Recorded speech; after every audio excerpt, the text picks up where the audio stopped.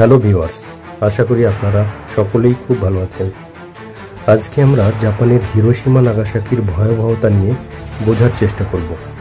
1945 সালের আগস্ট মাস, দ্বিতীয় বিশ্বযুদ্ধের শেষ মুহূর্ত। জাপানের হিরোশিমা ও নাগাসাকি শহরে ফেলা হয় পৃথিবীর প্রথম পারমাণবিক বোমা। এই বোমা শুধু শহর ধ্বংস করেনি, বদলে দিয়েছে মানব ইতিহাসের গতিপথ। কেন ফেলা হয়েছিল এই বোমা, এর পরিণতি কী হয়েছিল, আজকের ভিডিওতে আমরা জানব এই ট্র্যাজেডির পুরো বাস্তবতা। দ্বিতীয় বিশ্বযুদ্ধ শুরু হয় 1939 সালে। 1945 সালে এসে মিত্রশক্তি যুক্তরাষ্ট্র, ব্রিটেন, সোভিয়েত ইউনিয়ন, জার্মানি ও ইতালিকে পরাজিত করে, কিন্তু জাপান এখনও লড়াই চালিয়ে যাচ্ছিল। আমেরিকা দ্রুত যুদ্ধ শেষ করতে চেয়েছিল, কারণ দীর্ঘ যুদ্ধে আরও লাখ লাখ মানুষের প্রাণহানির আশঙ্কা ছিল। এই সময় আমেরিকা একটি গোপন প্রকল্প শুরু করে, যার নাম ছিল ম্যানহাটন প্রজেক্ট।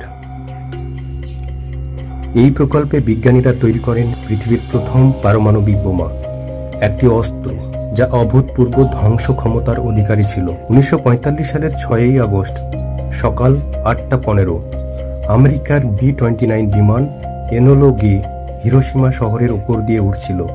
এই বিমান থেকে ফেলা হয় লিটল বয় নামের একটি পারমাণবিক বোমা। বোমাটির শক্তি ছিল 15,000 টন TNTর সমান। এক মুহূর্তের মধ্যে হিরোশিমার কেন্দ্রস্থল ধ্বংস হয়ে যায়। তাপমাত্রা কয়েক মিলিয়ন ডিগ্রি সেলসিয়াসে পৌঁছে যায়, আর বিস্ফোরণের শকওয়েভ শহরের 70% ভবন গুঁড়িয়ে দেয়। প্রায় 80,000 মানুষ তৎক্ষণাৎ মারা যায়, কিন্তু এটি ছিল শুরু। বোমার বিকিরণের কারণে পরবর্তী কয়েক মাসে আরও হাজার হাজার মানুষ মারা যায়। বেঁচে যাওয়া মানুষ, যাদের বলা হয় হিবাকুশা, তাদের জীবন হয়ে ওঠে দুঃস্বপ্ন। হিরোশিমার মাত্র 3 দিন পর 9 আগস্ট 1945 আরেকটি বিমান বক্সকার নাগাসাকি শহরে ফেলে ফ্যাটম্যান নামের আর একটি পারমাণবিক বোমা। এই বোমার শক্তি ছিল 21,000 টন TNTর সমান।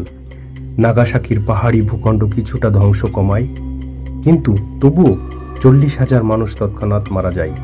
বিকিরণের প্রভাবে পরবর্তীতে আরও হাজার হাজার মানুষের মৃত্যু হয়। হিরোশিমা ও নাগাসাকির এই দুই হামলায় মোট মৃত্যুর সংখ্যা ছিল প্রায় 2 লাখ। নাগাসাকির হামলার পর জাপান আর লড়াই চালাতে পারেনি। 15 আগস্ট 1945 সম্রাট হিরোহিতো রেডিওতে আত্মসমর্পণ ঘোষণা করেন।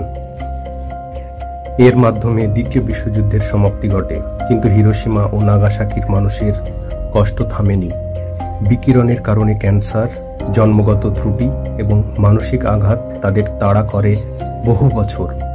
হিবাকুশারা তাদের গল্পের মাধ্যমে শান্তির বার্তা ছড়িয়ে দিয়েছেন।